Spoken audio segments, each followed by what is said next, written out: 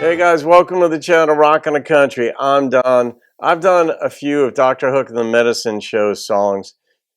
Sylvia's Mother, I was very young when that came out, and it resonated with me, even as an insensitive young man.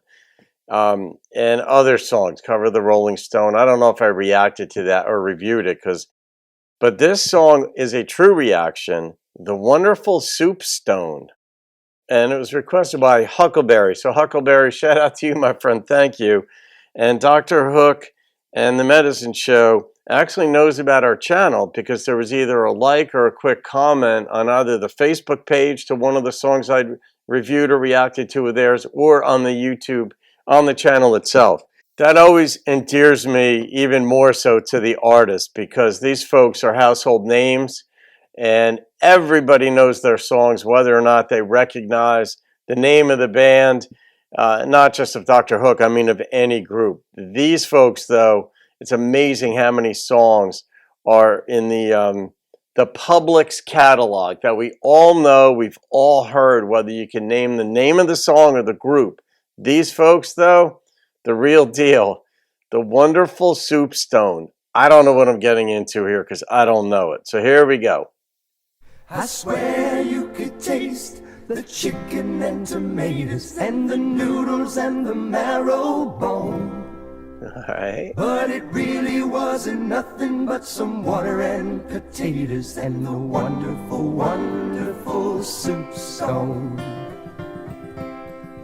Hard times. Hanging from a string in my mama's kitchen back in the hard time days was a little old stone about the size of an apple.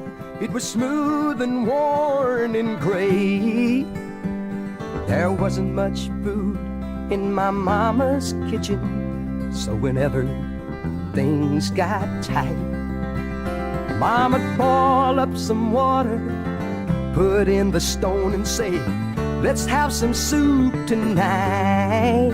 Wow. And I swear you could taste the chicken and tomatoes and the noodles and the marrow bone.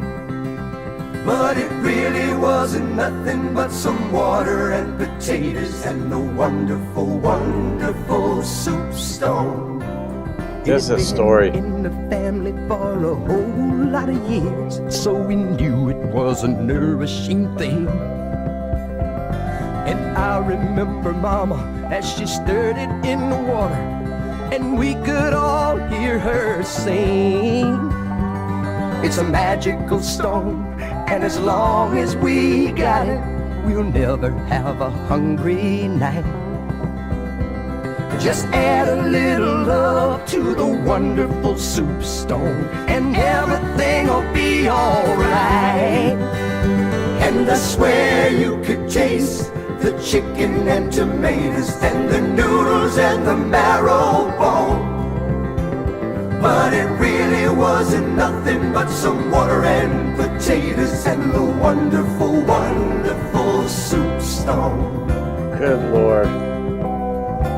So it carried us all through the darkening days till finally the sunshine came.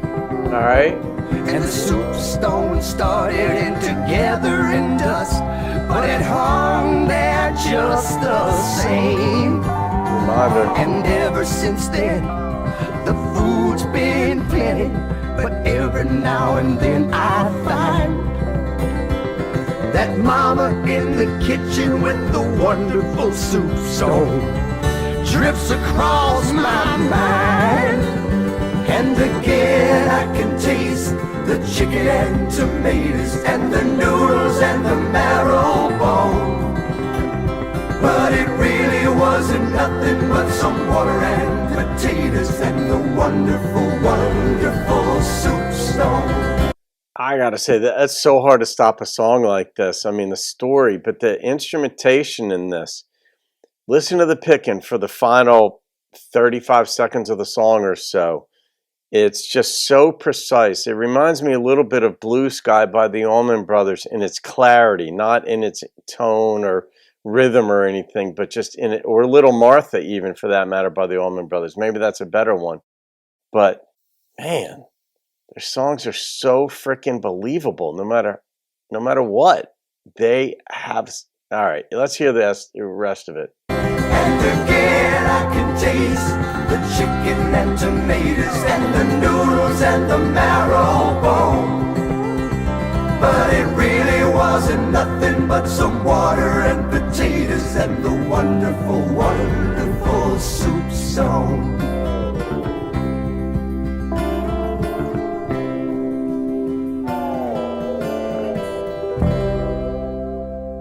How do they do it? How do they do it? I don't know. I mean, I think I've reacted or reviewed almost 5,000 songs, and every so often you come across a song that makes you realize something about a group. It's not just a one-off that they knocked out of the park. There's just something so believable. And it isn't until you've reacted or reviewed 3 or 4 songs where the thought could even strike your mind, come into your mind that these guys, how is it that a song like this is so believable? But you can see it, you can feel it. An image forms in your mind. Nobody gets in anybody's way in this song. The guitarist, the bass, I didn't even know that there had to have been bass in this, but I didn't notice it. But that would just be a testament to how good the bass player is, keeping the song up without getting in the way. The vocals, it all worked together, but there was a consistency with the depth and breadth of the storyline with the vocals and the instrumentation. And it's kind of hard to pull off. I don't even know if you can even plan to pull that kind of thing off, or it's just one of those things that it either works or it doesn't. Because there are some things that are so nuanced that I don't even think you can plan it, that it's going to work. Other things you kind of know, I've got a good read on it. Well, all right, we're doing all right with this one. And other times you know it's not, it's otherwise. But how a Song of Woe, I mean, there was the Hollywood ending, but it takes him, but every so often he finds himself thinking about his mother singing in the kitchen with the soup stone when times were hard and food was scarce. And you're like, yeah, when you're going through really hard times, it sucks. That's the nature of hard times. But later on in life, you find out that sometimes you miss those hard times. Maybe it's only because you made it through them. But unbelievable. Yeah. All right, I'm going to rate this one, Huckleberry, and goodness, I was so intrigued I couldn't even stop this song. It was, and I had, for copyright purposes, generally it helps to not get blocked if you stop the song. But the number, I mean, I'm on a roll these days with song. You guys are on rolls these days with what you're requesting, but the number that popped into my head was a 9.4. It's just a hell of a song. It honestly, it's not a song that's going to get a lot of radio play. I mean, it might get Sunday morning at 2 a.m., but it's that's not the measure of a good song. Artistry, creativity, consistency, listenability, all those are. It isn't just a repeat drum track. So there it is. All right, guys, hope you enjoyed that. Have a great day. See you on another video and keep rocking the country.